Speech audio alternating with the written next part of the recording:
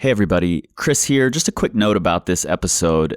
This episode is with Paul Corsaro, our strength and conditioning coach from Chattanooga, who runs Crux Conditioning down there. And in the second half of this episode, for some reason, we have a bunch of clicking and popping and interference. I'm not sure why it was there. I've mostly gotten rid of it, but because I'm a stickler for this thing, I just wanted to point it out in case those things pop in, no pun intended, and Paul's voice might be changed a little bit here and there. So just letting you know. Let's get into it.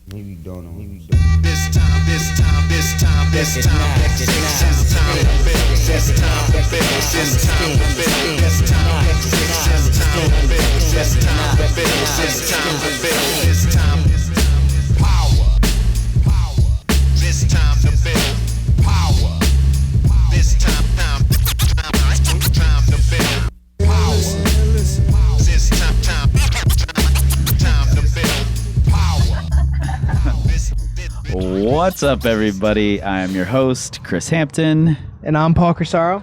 And together we form, I can't believe I've never thought of this, but Ben and Jerry. It's ice cream. It's Ben Moon and Jerry Moffitt. How have I never made that connection? I don't know. I didn't make that connection until you said Ben Moon and Jerry Moffitt. Duos that I've had to come up with throughout these board meetings, and I've never thought of Ben and Jerry. I've eaten many pints of Ben and Jerry ice cream. I've never come up with Ben Moon and Jerry Moffitt. I've even said, I'd love to go to Sheffield and interview Ben and Jerry, and it's never crossed my mind that that's an ice cream brand here.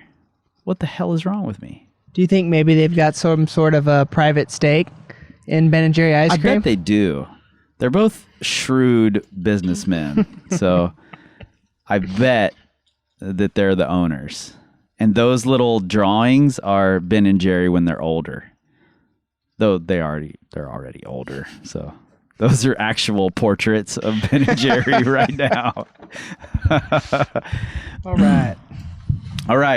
We are here in Starcraft, the power company spaceship in the Red River Gorge. And we're here with Paul Corsaro doing our second for the night. And Paul is, I don't know which one of these is going to come out first, so we're just going to repeat a bunch of shit here. Let's do it. Paul is a strength trainer, climbing coach out of Chattanooga. You guys have heard him on past episodes about kettlebells, about good form. He's been in several of the all four of us board meetings, whole team board meetings. And he owns a gym down in Chattanooga, Crux Conditioning, which you should definitely visit if you happen to be going through Chattanooga, which many of you will, because it could be, if the weather were better in Chattanooga, I think it would be the best bouldering in the country.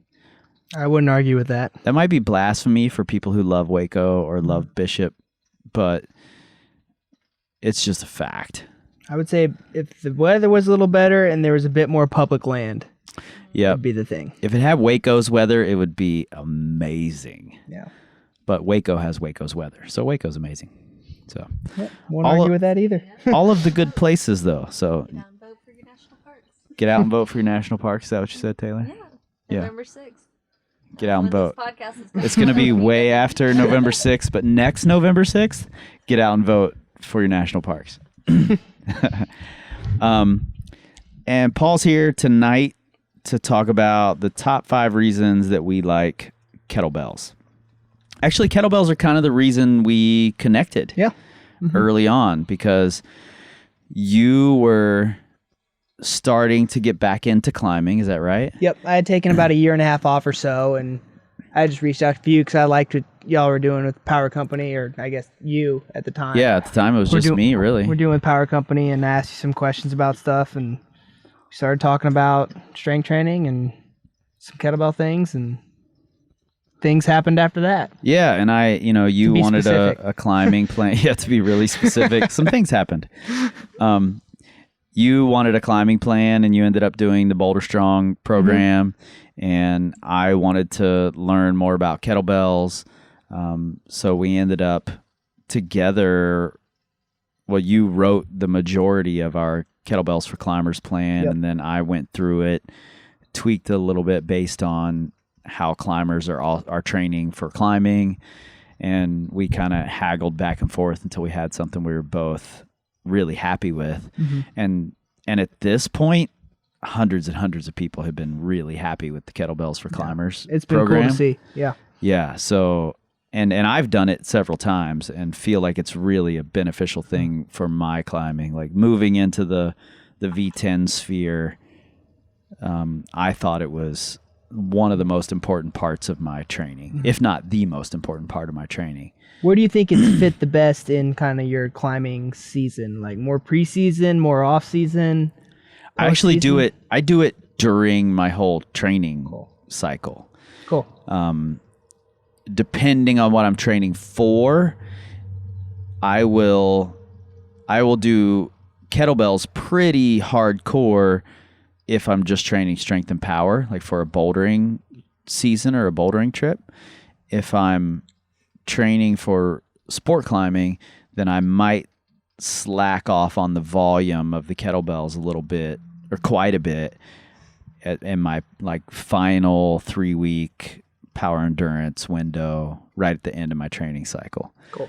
Just because the volume of my training ramps up fairly high and I want to really focus on the rest in between. So at that point, I might just switch to like a few Turkish get-ups a session or something like that. Cool.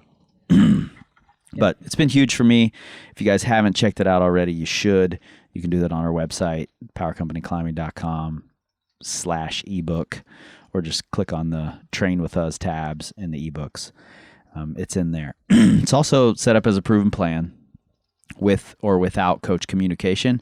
If you choose the with coach communication, that all goes straight to Paul. So Paul will be the person that you're talking to and working with, and you can send videos and he'll tell you how your videos look and if you're doing things right. Yeah, we'll do it through Google Drive. We've used some Coach's Eye for stuff of that. Yep. In the past, slight, or not even slight, some, we'll put the tweaks in there that, need to fit your schedule, yet still get you what you need to get done with that work. Yeah, cool. And I think that's really valuable. So, but the top 5 reasons that we like to use kettlebells. The number 5 reason is, this one sounds kind of obvious, but I think it's something people don't really think about or forget to think about when they're planning their training space, is the footprint that a kettlebell takes up is considerably smaller than other implements that you would get a similar adaptation from. So for me, in the machine shop, which any of you who follow on Instagram have seen a lot of photos of, I've got a pretty small floor space for strength training.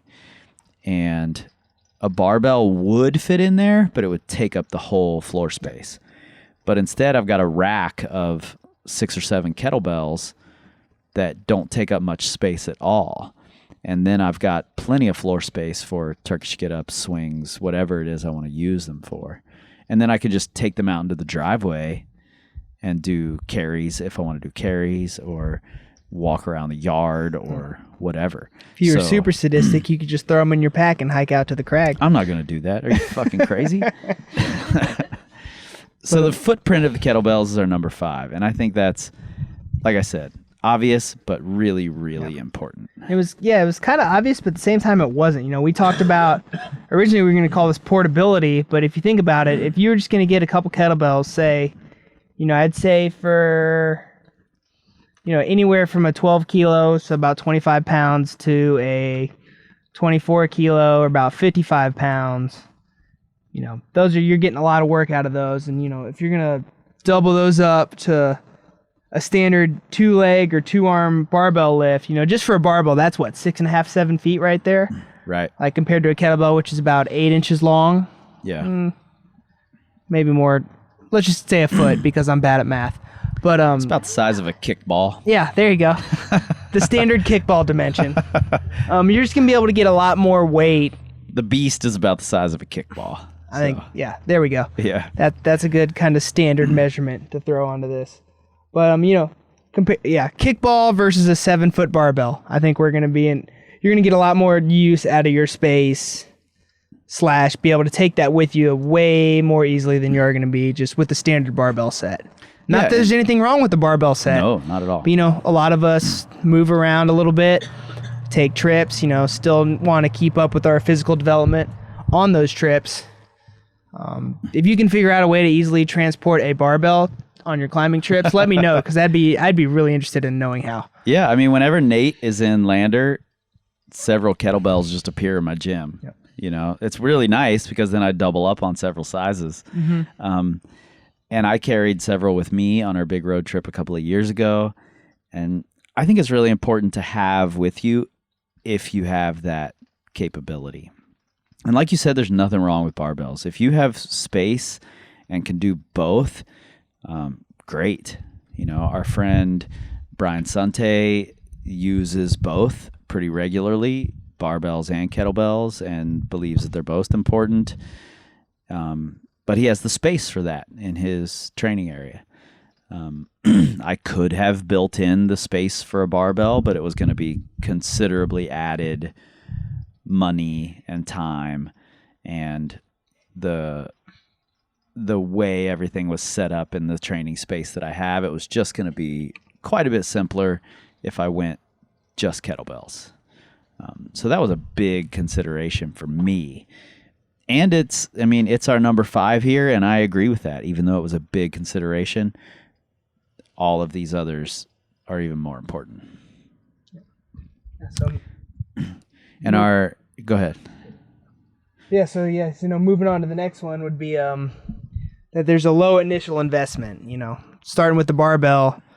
Say, you're trying to work on some overhead presses or squats, or standard barbell sets, you're probably getting around 200 pounds of weights. Yeah, it's a couple $100. Expensive. Yeah. Starting with a 1 kettlebell. You lock me in a room with a 35-pound kettlebell, I'll get stronger after 6 weeks. Yep. A lot of people have said that. They're not wrong.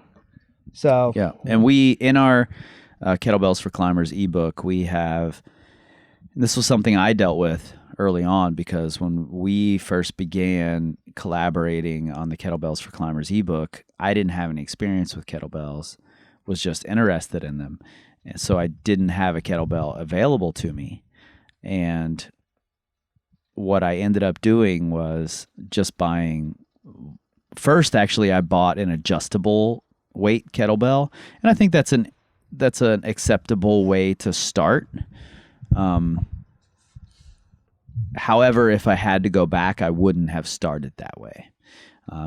What I ended up doing was, after a month or two of that adjustable weight kettlebell, I settled on just buying one weight that was the weight that I could overhead press 5 times. And for most climbers, that's going to be a little too light for your pulling, for your swings. But for your pressing work, it's going to be really important. And early on in your strength training journey, that might be the most important part of your strength training. Yeah, I would argue that most climbers need to put a little bit more work into pressing. Yeah, whether totally. It's push-ups, overhead presses, horizontal pushing forms of other. Yep, the floor press that we do in the ebook. Yeah, because we do a lot of pulling outside of that. So, balancing that out's pretty important. Yeah, so that low initial investment was a really important part of it for me, that I could just buy one kettlebell, and then if I decided, okay, I'm going to stick to this, I like it, it's going to be meaningful for my training, then I can buy another one. And what we suggest in the ebook is your first bell should be the one that you can overhead press 5 times. Your next bell should be a size or 2 higher. Yeah. And if I prefer the 2 sizes higher for pulls and for swings. Yeah, I agree. That's kind of where I was going there when I tried to jump in there. So, yep. Yeah, and I think, this shit becomes addicting, frankly, and now I have a bunch of kettlebells. They tend to multiply, don't they? They do. And let's talk a little bit about buying them and where to buy them and how to go about that, because there are a lot of kettlebells out there and they're not all created equally. Yeah, so you've got two basic types. You've got competition kettlebells, which that's kind of the mold that were a lot of the kettlebells that when they started showing up here in the United States were based off of. And competition kettlebells are, there's a couple different competitions that or a couple different disciplines that happen with kettlebells, where it's either a clean and press or a long cycle clean and jerk, or snatch, where you're doing a lot of work without setting the bell down for about 10 minutes. Right. And all those bells, no matter what weight they are, their dimensions are the same. I don't know the dimensions off the top of my head. I don't compete in that and haven't ever. How do they do that? Are they hollowed or? I think they're just different density. Okay. I wasn't even aware that was actually a thing, but it very well could be. Yeah. I think it's just a different density bell, or maybe they're hollowed out with different weighted inserts in the middle. I'm sure someone out there knows, so Yeah. I'd be psyched to learn. But yeah, so those are all the same dimension. They've kind of got more of a rectangular handle, if I had to give it a shape. Then there's other more conventional style kettlebells. I know Rogue makes a great set. That's what I've preferred. Yeah. That's what that's what we use at Crux too. We use Rogue bells. So, but there's other brands out there that make similar ones. Perform Better, Kettlebell Kings. They all make great bells along those styles as well, and they're gonna all have similar dimensions of other bells made by other people of that weight. So the handles are a little bit less rectangular. They're gonna rest on the forearm a little bit better for get-ups and snatches done in the hard style way. Yeah, I agree. I really like the Rogue bells, and when I was first looking to purchase, I was really looking at the ones that were like free shipping, because you look at Rogue bells and the shipping costs a small fortune. But when you average it all out, you're not paying that much more for a good bell if you're paying for shipping than you are for the cheaper bells that have free shipping. Mm-hmm. So I would suggest going with the better brand name bell. They'll last forever too. Yeah, totally. I mean, as long as you don't leave them out in the rain, they're going to be totally fine. Yep. And if you happen to be in like Ohio, Indiana, Kentucky, Michigan, anywhere around there, Rogue is based in Columbus, Ohio, and you can, if you happen to be driving through at some point on your way to the Red, whatever, you can stop through Columbus and pick them up in their shop, which is what I've done several times. I actually had our friend Brian Sante, who I mentioned earlier, buy two bells, my biggest two. I don't even remember what they are, a 90 something pound and the next size down, a 70 something pound. And he picked those up for me. I ordered them. He picked them up. He delivered them to a friend of mine in Cincinnati who put them on his moving truck when he was moving to Colorado. And then I picked them up from him in Colorado during the CWA. So if you can get a friend who's moving across the country, that's a great way to not pay shipping and get good bells. So that low initial investment is our number 4 reason, and a really important one. Getting into the more physical reasons why kettlebells are important, our number 3 is that it's one of the only implements that really encourages both stability and strength at the same time. Do you agree with that statement? Yeah, I do. Not that barbells don't encourage stability, but not nearly to the degree of a kettlebell. One of the advantages of the kettlebells, I think, is that you can do a lot of stuff with just one side. So a lot of unilateral movement. So right. And so you can work on, and one of the things with an overhead barbell press that could be troublesome is, a lot of people have one shoulder that kind of is a jerk from time to time. Yep. Some people have both shoulders that are a jerk from time to time, but a lot of times it's one, and one's all right. You know, a lot of times that could be a result of one has a little bit less mobility than the other. And, you know, if you're going to glue both of those arms to the same implement and try and press it overhead, you're either not going to get the range you need to get stronger overhead, or something's going to be pulled out of a position where it should be comfortable and stable and everything needs to be aligned. So, you know, you could be furthering some of the issues you're having with that joint that doesn't have that issue, the joint that has that issue. So, you know, kettlebells allow you to work one side at a time. And, you know, while dumbbells do that too, the kettlebell, the weight sits a little bit off center. You know, so you're getting just a little bit more challenge on keeping everything centered down the chain in the shoulder joint through the elbow, keeping a strong wrist. You know, you'll notice when some people use kettlebell work and press it overhead, that wrist kind of breaks backwards. Yep. And, you know, it's important to have strong aligned wrists, especially as climbers.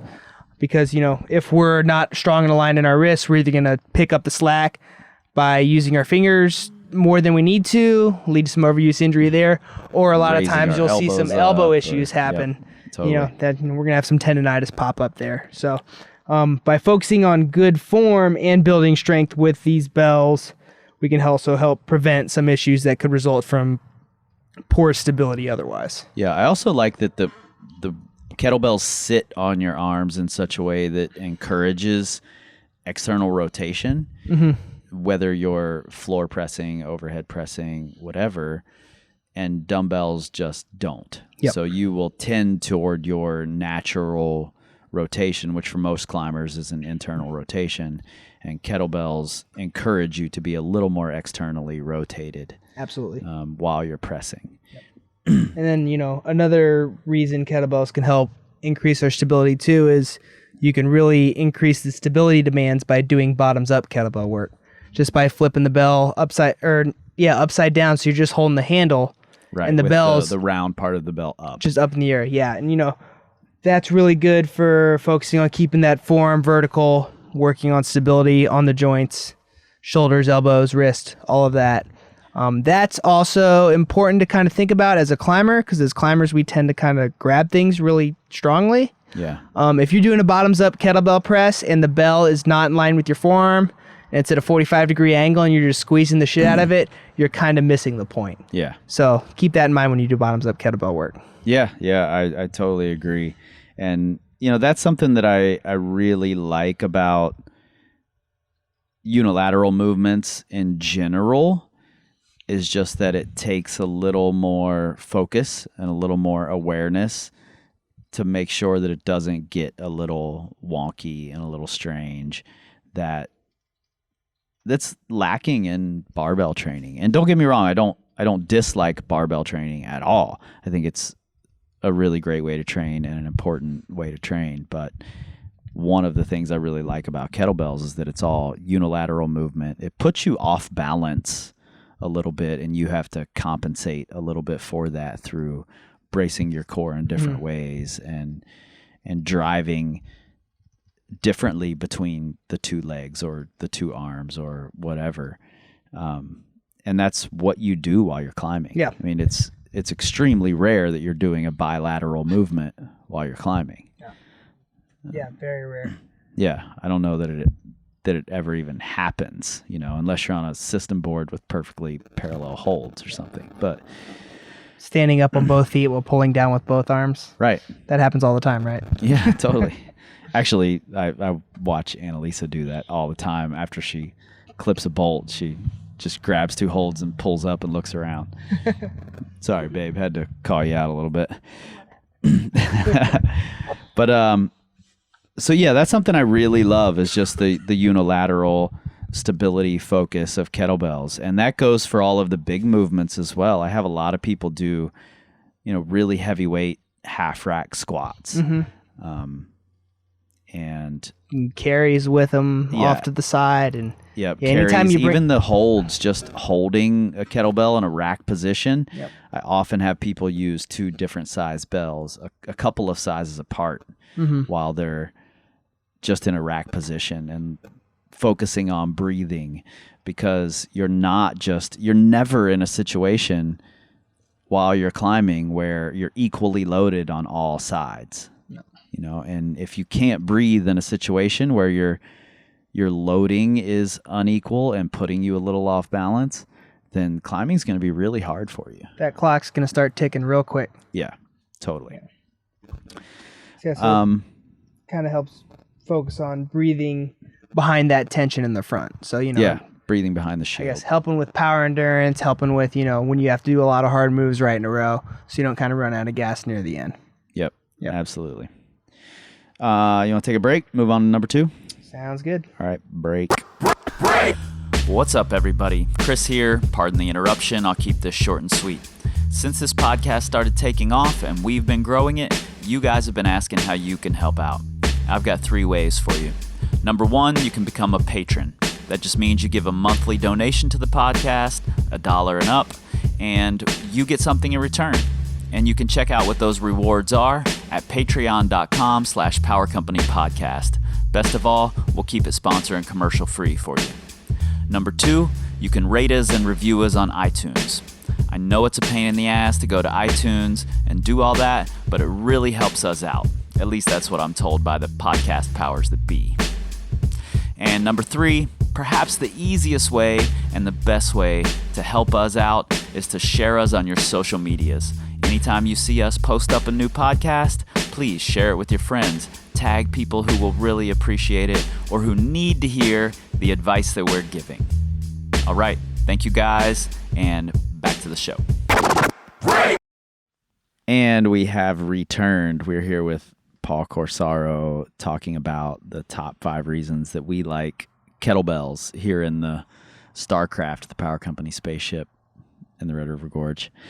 We're on our number 2, and this is actually something that I get a lot of people don't quite understand at first. I think this is a tough concept for people because we've been so steeped in the tradition of add a half a pound, add a pound, just add the smallest plates that you can on each side so you can make really incremental progress, which is great. And that's what I was steeped in. And seeing kettlebells jump from one size to another, take these, 9-pound jumps or whatever they are. Is that right? Is it 9 It's pounds? usually 8-ish. So if you think about it, it's usually right around an 8-pound jump, 8 to 9. Yeah.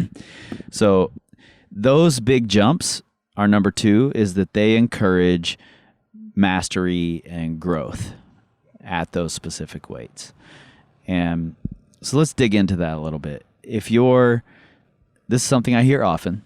If you're overhead pressing with, say, a 12-kilo bell, is that one of the sizes? Mm-hmm. Yeah. Okay. I'm still learning the kilos here. I usually just call them colors. That's the blue bell. Okay, the blue bell. If you're overhead pressing with the blue bell, and it starts to feel easy, and you're like, okay, I should be moving up, but then you try the next bell up, which is Yellow. Is yellow after blue? Yes.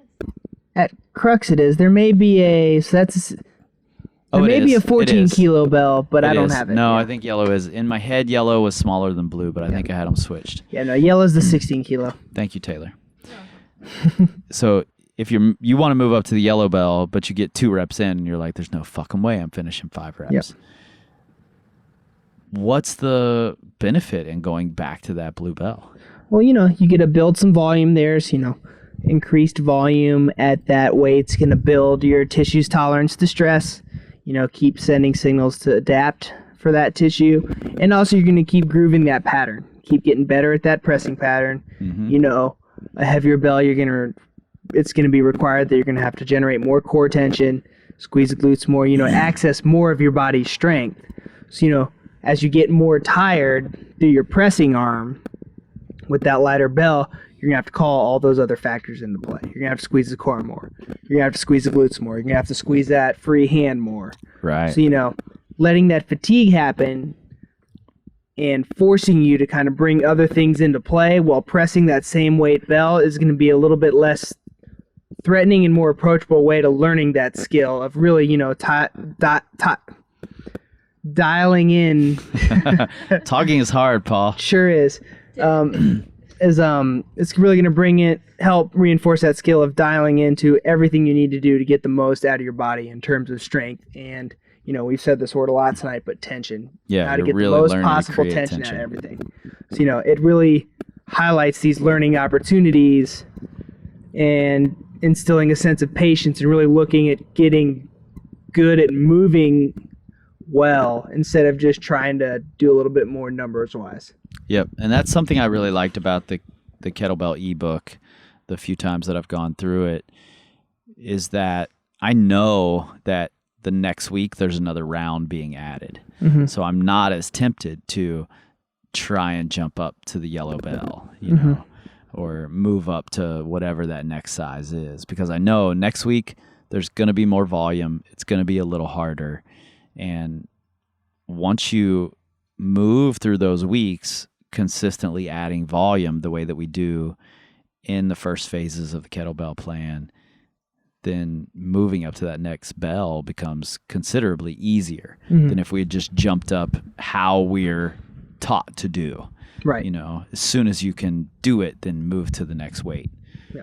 And jumping up and then trying to do that increased volume when you've tried to jump up and weight a little bit earlier than you should have. Like, there's no way those sessions are going to go as planned. Like, you're probably going to have to drop back down, maybe a little bit of mental stress from that. God forbid something bad happens injury-wise, really helps promote a bit more patience this way. Yep. Here's a question for you. I've heard a lot of people comment on getting stuck at a Turkish get-up weight in particular. And I do think this is a tough exercise to advance in. And Nate suggested something to me this past summer that I've employed and really liked, that I had just never even thought about. And that's that I do 2 get-ups in a row without putting the bell down. And I was like, mind blown, like, oh, I don't just do 1 get up and put the bell back down. It gets way harder when you do more than one, doesn't it? Way harder that second time. And you really have to focus and you really have to dig in. Even at a weight that felt pretty damn easy on the first get up, the second one is like, all right, it's game time. I really have to focus on this one. We actually just had someone at Crux finish up a Turkish get-up cycle where she was owning the 35-pound kettlebell. She's actually not a climber, so she may never hear this, but she was owning the 35-pound kettlebell, and then, she could get a single with the 44-pound kettlebell every now and then, and we just went through a cycle where she was doing 3 in a row with the 35-pound kettlebell for 5 sets. Wow. 2 weeks ago, as of 2 weeks ago, she is doing consistent singles with the 55-pound kettlebell. Wow. All because of that. And just took a couple weeks of just building volume with the slightly lighter bell than like a heavy single bell. Right. Yep. So that's a good method in your opinion. I think so. To double up on those reps. And the reason that was kind of mind-blowing to me, and I'm not saying this is a fault in the program. It's more a fault in the fact that I've not gotten the double bell program out yet. So, you've got it mostly written. We just have to format it and put it out there into the world. It's been a minute. There'll probably be some tweaks. It's been a while. So I've just repeated the single bell program over and over, and we're only doing single get-ups in that program. We're doing some complexes where a get-up is part of the complex. But it had just never occurred to me, well, shit, just do another get up before you put the bell on the floor. So adding that volume, just like you would in adding rounds, adding reps of overhead presses or racks, half rack squats or whatever it is. Yeah, another one I really like is doing a get up, and at the top of a get up, take it for a walk, doing like an overhead carry, like down the length of the room and back, and then get back down.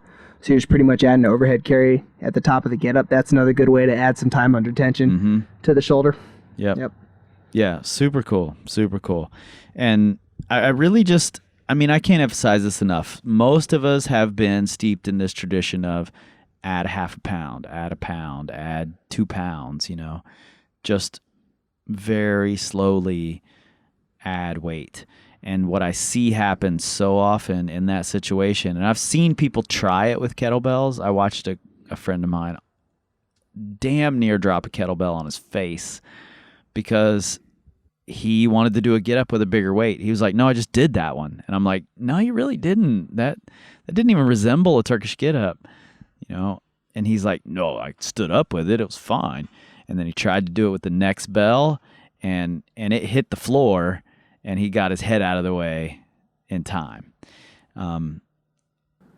I think, those big gaps kind of help highlight that more than other weights. It highlighted it for sure. It's like, after someone does their first 12A or 11A or 10A or 13A or something, they don't immediately go and try a 13B their next pitch or 12B their next pitch. Or if they do, it doesn't, most of the time, usually it doesn't go well. Poorly. Yeah. Building volume at your limit or just below your limit is key in pretty much anything you do performance-wise. Yeah. It's the same as trying to master that grade or two below what your very top grade is. If you want to climb 513, then mastering 12B, 12C and being able to climb a lot of that without getting really, really fatigued becomes a really important skill, because that's what a lot of the moderate climbing on a 13A is. And that's really similar to mastering a Turkish get up at one weight before making the jump to the next weight. And it encouraged, those big gaps encourage that. And that doesn't happen with barbells. And by working on mastery, you're going to get a lot more growth that way. Yeah, totally. Our number one for why we like kettlebells, especially for climbers, is that they really encourage athletic movement. It's not just pick up a heavy weight, set it down. There's quite a bit that goes into it. And I've used the Turkish get up as an example a lot of times and called it, I think about it like a boulder problem. Like, it's got all these little intricate parts, and you have to be really, really good at these intricate parts to make a successful Turkish get up. It's like a 5-move boulder problem. And especially on the way down when you're tired, like if you start rushing or get impatient, things are going to go south on you. But at the same time, if you understand that you're tired and it's okay, and you just stay focused, stay deliberate, and remember your beta as a way to say it simply, you'll finish that get up. So It's a good kind of mental training for that. Yeah, and I think that's the foundation of it, is something like the Turkish get up and treating it like a boulder problem. But then you move into these ballistic movements like swings and snatches, cleans even, that are really, really athletic, in that you have to create all this momentum. You're swinging this big, heavy iron object around, and then you have to stop it, and you have to control it, and you have to do that through your own tension. Yep. And that's really what athleticism is creating force and being able to have some control over what happens with that force. Absolutely, yeah. Flipping that switch of turning tension on and turning tension off. So, let's say kettlebell swing, when you're exploding out of that backswing position, you're generating a lot of force, you're getting tight, you're standing up into that plank, and then you're just holding that plank, holding that tension as the bell's floating. And then the second that bell gets back into that backswing phase, you're being able to release that tension, throw that bell behind you, get a good stretch through the hamstrings, and then reverse that and bring it right back up into that plank. So you're basically standing up into a really tight hard-style plank, relaxing as you reload, and just doing that over and over and over again, similar to, say, on a hard compression problem where you're going to explode off of a foot, hit a sloper and squeeze with all your body, move your feet where you need to do it, get the foot in place, do that next move, get tight, relax, reset for the next move, get tight, relax. So again, we kind of talked about this in other episodes, but it's a simpler context for a skill that can be demonstrated in much more complex ways when climbing. Yeah, absolutely. And I think the kettlebell swing, which is sort of the bedrock with which kettlebell training is built on, almost everyone recognizes a kettlebell swing and they know what it is. I think a lot of people don't quite understand it, though. Trying to swing a heavy kettlebell is totally different than trying to swing a 20-pound kettlebell. And I'm not saying you should just jump in and swing a beast, but building up to that is something really important for the forces generated in really hard climbing. Learning how to control, and I use the word control lightly there because you're really just accepting its momentum and then learning how to change the momentum. Yep. You're not controlling it as much as you're just moving with it and understanding it, you know. And making sure you're rooted into the ground so the bell doesn't pull you forward. Right. Yeah. Right, yeah. So there's some level of control there. And that's exactly what climbing is. You know, they're really hard moves. There's a level of out of control that has to be there. And if you can't toe that line, then you're going to end up unsuccessful. And I really think swinging a really heavy kettlebell, for me, has been hugely important for towing that line, because I've taken it overboard. Like, I've tried to swing a kettlebell when I'm not quite ready and I'm having to like stutter step a little bit, take a couple steps forward, swing, take a couple steps forward, and then I'm like, okay, I wasn't ready. Yep. You know, reset, put it on the ground, breathe, brace, try again. You know, and that's exactly how climbing moves are. If you're not ready, you're not going to latch the hold. But the better you can get at making yourself ready, at bracing, at creating that tension and being prepared for those forces that are about to happen, the faster you're going to be successful at those crux moves on your project. Yep. Yeah, and you know, that's kind of climbing's an athletic sport, just like everything else. Being able to tap into that athleticism is huge for success. Yeah, and that's not saying that you can't learn these athletic movements through barbells and Olympic lifts, things like that. Or even fast power lifts. Like, it's doable. Yeah, it's just totally doable. It's just a way we like. Kettlebells are a really easy intro into that, and not just an intro. I think they're it's easy to get a foothold in it, and then you can take it as far as you want with kettlebells, frankly. But there are other avenues. This isn't the only way to do that. This is just what we like. Yeah. And we like them a lot. Yeah. And you guys, if you haven't, check out the Kettlebells for Climbers ebook. If you have no experience with kettlebells, I had zero when I started this plan. And now I feel like I know quite a bit about how to use a kettlebell. And that's all through watching the videos that Paul created for this plan. And it's going to go through all of the basics, the get-ups, all of the presses, swings. You're going to learn a lot in this initial plan. You're going to learn how to structure your training so that you're adding volume. You're going to learn complexes, how to take one kettlebell movement, transition it into another, and then, you know, wrap that whole movement up. And I just think it's a really great primer and a great training plan for getting stronger for climbing. And if you're ever curious about kettlebell work and want some in-person instruction, you can always look up on the Strong First website, and you can find an instructor close to you too. Yeah, absolutely. If you're in the Chattanooga area, look up Paul at Crux Conditioning. He's also on the internets, cruxconditioning.com, and on the Facebooks and the Instagrams at Crux Conditioning.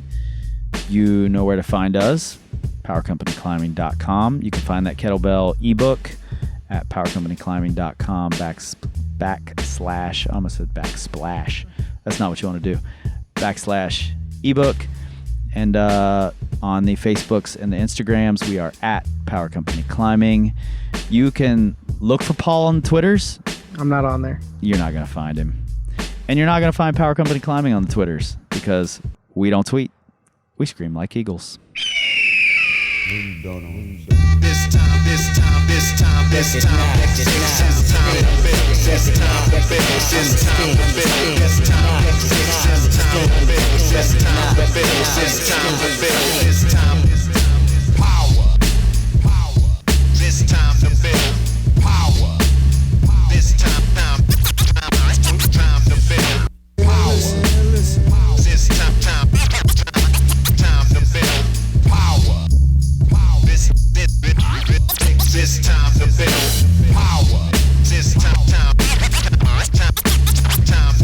Keep it real.